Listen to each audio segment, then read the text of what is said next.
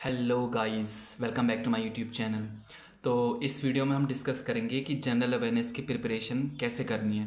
देखो, general awareness एक की रोल प्ले करता है आपके मेंस में मार्क्स बढ़ाने का और फाइनल सिलेक्शन देने का, क्योंकि एक बार में मैथ्स रीजनिंग में आपके स्कोर सारे कैंडिडेट्स के लगभग सेम रह सकते हैं, लेकिन जिसने जीए जितने ज़्यादा पढ़ा होगा, जितना अच्छे से पढ़ा होगा, उसका ज़्यादा चांसेस है कि वो बाकी बच्चों से एज ले लेगा और उसका सिलेक्शन होने के बहुत ज़्यादा चांसेस, हाई चांसेस हो जाते हैं। तो ये पार्ट 2 वीडियो है। पार्ट 1 में मैंने मैथ्स और रीजनिंग के बारे में डिस्कस किया था और इसमें मैं केवल जीए के बारे में डिस्कस करूँगा। और फिर उसके बाद मैंने मेंस में इंग्लिश की कैसे प्रिपरेशन करी और कैसे करनी चाहिए, मैं उस पर बात करूँगा। तो जनरल अवेयरनेस की जो टिप्स होती हैं, उसमें मेरा ये मानना है कि आपको डे 1 से प्रिपरेशन शुरू करनी है। जिस दिन से आपने ये ठान लिया कि मुझे बैंकिंग एग्जामिनेशन की प्रिपरेशन करनी है, उस दिन से ही आपको जनरल अवेयरनेस की भी प्रिपरेशन हैंड टू हैंड करते रहनी है। ये नहीं सोचना है कि अभी भी जब मेरा मैथ्स और रीजनिंग और इंग्लिश का सिलेबस कंप्लीट हो जाएगा उसके बाद स्टार्ट करूँगा। एक बार भले आप 15 मिनट से 30 मिनट पढ़ो, लेकिन आप स्टार्टिंग में स्टार्ट कर दो करना। स्टार्टिंग से ही अगर आप जीए पढ़ना स्टार्ट कर दोगे तो आपकी एक हैबिट बन जाएगी। और जीए को अपने डेली शेड्यूल में लाना मस्ट है। एक भी दिन जीए स्किप मत करो। सैटरडे संडे भले रिवीजन के लिए रख लो, लेकिन हर दिन जीए करना बहुत ज़रूरी है। चाहे आप केवल आधा घंटा कर रहे हो, लेकिन हर दिन जीए करना बहुत ज़रूरी है। और जो तीसरा पॉइंट जीए में आता है वो होता है रिवीजन। Revision is must. बिना रिवीजन के जीए पढ़ना एकदम बेकार है। अगर आप रिवीजन नहीं कर रहे हो एक टाइम के लिए, सपोज़ आप अगर डेली जीए पढ़ रहे हो बट रिवीजन सपोज़ आप डेली नहीं कर पा रहे हो, मतलब आपने 1 जनवरी से लेकर 31 जनवरी तक की जीए बनाई, बट जब रिवीजन की बारी आए तो आप पूरा रिवीजन नहीं कर पाओगे ना हर टाइम। रिवीजन ऐसा भी नहीं है कि केवल एक बार करो तो हो गया।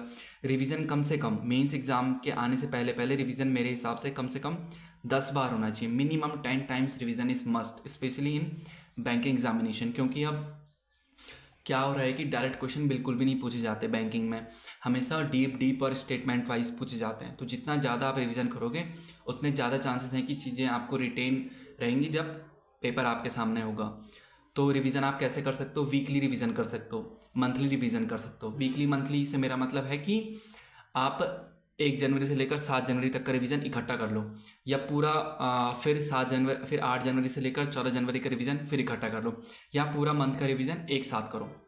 डेली रिवीजन भी ज़रूरी है। अगर आप डेली रिवीजन कर सकते हो कि अगर आपने सुबह जीए कर ली तो एक बार शाम को पढ़ लिया, या अगर आप शाम को जीए करते हो तो अगले दिन सुबह एक बार जीए कर ली, रिवीजन कर लिया, ये तो ठीक है। बट डेली वो वीकली और मंथली रिवीजन भी बहुत ज़रूरी होता है, क्योंकि वीकली और मंथली रिवीजन काम आता है जब आपके पेपर नज़दीक आ रहे हो। उस समय ये रिवीजन बहुत काम आता है। और 10 टाइम्स याद रखना है, minimum 10 times revision is must. और जो सोर्सेज के लिए कई बच्चे बोलते हैं कि हमें वीडियो प्रेफर करनी चाहिए या पीडीएफ प्रेफर करनी चाहिए, तो मेरा ही मानना है कि वीडियो तो ज़रूर है, क्योंकि वीडियो से क्या होता है कि हमको चीज़ें बहुत जल्दी याद आती हैं, याद रहती हैं। तो वीडियो तो बहुत ज़रूरी है। वीडियो के लिए मैं जिन सर को फॉलो करता था वो थे स्टडी IQ के गौरव गर्ग सर। तो आप चाहे तो इनसे पढ़ सकते हो, या कपिल काटपाल सर से पढ़ सकते हो, या आशीष गौतम सर से पढ़ सकते हो। और उसके साथ साथ पीडीएफ भी बहुत ज़रूरी है। उसके साथ हैंड टू हैंड अगर आप, क्योंकि जब आप रिवीजन करोगे, अगर आप नोट्स बना रहे हो तो सही है, नोट्स बनाना बहुत ज़रूरी है मेरे हिसाब से। क्योंकि जब आप रिवीजन करोगे ना, नेक्स्ट टाइम आप रिवीजन करोगे तो वीडियो से कर सकते हो 1.25 पे या 1.5x पे लगा के आप रिवीजन कर सकते हो, वो भी बहुत बढ़िया। बट हैंड टू हैंड अगर आपने नोट्स बनाए होंगे ना, तो क्या होता है कि लिखी हुई चीज़ें ज़्यादा टाइम तक याद रहती हैं। तो अगर आपने लिखा हुआ है पहले से, और अगर आप अपने लिखे हुए का ही रिवीजन कर रहे हो बार बार बार बार बार बार, तो हाई चांसेस हैं कि वो चीज़ें और अच्छे ढंग से रिटेन रहेंगी आपके माइंड में। और एक इन तीनों में से कोई भी एक चीज़ कर ली, और इसके साथ साथ अफेयर्स क्लाउड की पीडीएफ उठा लेनी है। यहाँ से आप डेली कर लो, वीडियो आप डेली कर लो, और रिवीजन के लिए आप ये क्या कर लो, हैंड टू हैंड इसका वीकली या मंथली उठा लो। तो आपका सपोज जो चीज़ इनमें छूट गई, कई बार कई ऐसी न्यूज़ होती है ना जो यहाँ मिस हो जाती है एक सोर्स से, तो आपने दूसरे सोर्स से कवर कर लेनी है।